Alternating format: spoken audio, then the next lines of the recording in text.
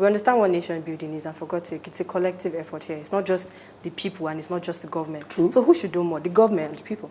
Well, it's important that we start first with the understanding that the reason why you have government in the first place is because society is organized. If you look at the evolution of state system, not everybody can play that role. You can only have, for example, looking at the Federal Republic of Nigeria, one president and commander-in-chief of the armed forces. If we have 2, 3, 4, 5, it will be a madhouse. So you have one person. Now, if you look at the government, you have the executive arm of government, the legislature, and you have the judiciary. These three are like triplets, born of the same parents, equal in powers, but they must act as a check on the powers of each other. And they must do all that they can to see that there is synergy and there is progress. Now, we have one president, 36 state governors, 360 members of the House of Representatives, 109 members of the Senate. Then you have the various state houses of assembly. Now, if all 198 million Nigerians, or in the case of the UNFPA, 201 million Nigerians were to be in government, there will be confusion. So you have people who represent the interest of the collective in government. So these people have a responsibility. And the very essence of government is to advance and promote the interests of the people and work to see that there's protection of lives and property. So we all understand what the government must do. Yes, we do. Now you have the people who they work for. Now these people have an obligation. For example, the payment of taxes. When you pay your taxes, you support the government. Let me cut you there. Some people will say, I pay my taxes, let the government do their job. True. Another person will say, well, you pay your tax, but you should also help the government to make it easier for them to work. True. Another person will say, I'm not going to pay my tax, I'm just going to marry and leave this country. Now, let's start from those who want to marry and leave the country. In your introduction, you said, whichever country you go to, it wasn't built in a day. Whether you like it or not, you're going to be treated as a second-class citizen. Because this even if you have citizenship.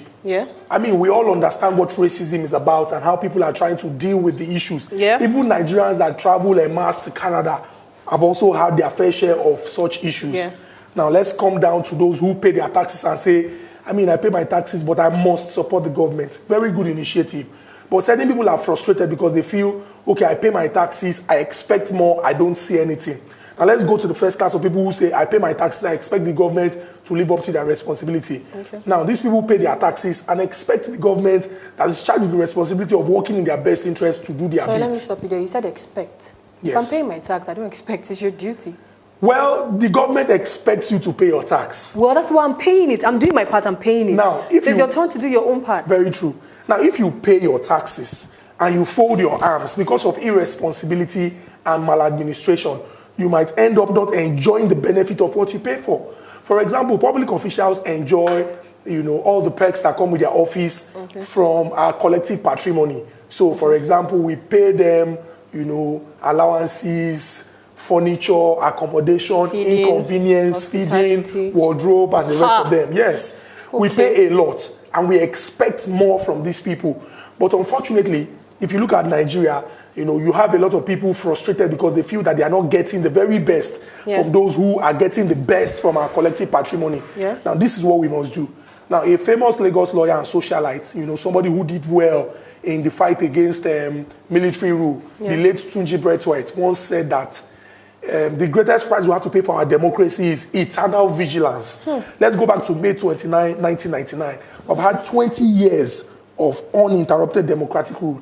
The child that was born in 1999 will be 20 in 2019. Now, in all honesty, if you ask that child what government has invested in the life of that child, the truth is the child will tell you nothing whatsoever. I mean, parents pay through their nose to send their children to private school. Because you want good education. Because you want the very best for this child. But, in Nigeria, you take ill and you tell yourself, I'm strong. I understand that it is your fate and you don't want to, act like an unbeliever. But you're strong. You're not strong. You're ill. You should go to the hospital. But people go to the hospital with malaria and come back with high blood pressure. Because the result is critical. Aside from even the result being critical, you're going to the hospital, to treat malaria and you're killing mosquito. So it's a big problem. Today's papers, there was a very extensive report that was done about the state of our state hospitals in Nigeria and how so many governors have abandoned, these hospitals. Why? Because these people get the very best of healthcare outside the shores of Nigeria. But even the government goes outside the country to actually go get healthcare. That's So the why issue. would I go to an hospital? Let's be realistic. There's something Yorubas say. I don't know if you're watching me. I'm sure you can have somebody beside you interpret. That's why I said invite your neighbor for days like this. Yorubas will say, am I correct? True. Let me interpret it. It means when you sell a person, a family member with value, you can never get it below the value you've sold it. So let me explain in Nigerian terms. As an individual, if I'm taking a call from a friend that's abroad and I'm like, man, I'm tired of this country. There's no light. This country is... Do you understand? The person doesn't see past what I'm saying. So as an individual, am I supposed to lie? I know I don't have light. I know there's no water. I know drainage is bad. I know I can't trust myself to even walk into any hospital when the government itself will not trust itself to go to any hospital. Very true. So in this situation now, with everything lined up, with a whole lot of issues on ground, we can see what is going on. We're all shouting the youths populate more of the country. We the youths are the power. We did it with the election. We saw the results. We've done it with every other thing as a youth. We've seen the results. So as an individual, now am I not supposed to still stand up? It's not easy to keep going. We understand that people don't walk in a day. You crawl first, then you walk, then yada, yada, yada. The same thing. But this is the government that we've been dealing with, our forefathers have dealt with, our parents are dealing with. We are dealing with this. Our kids might end up dealing with this same situation. Very true. Now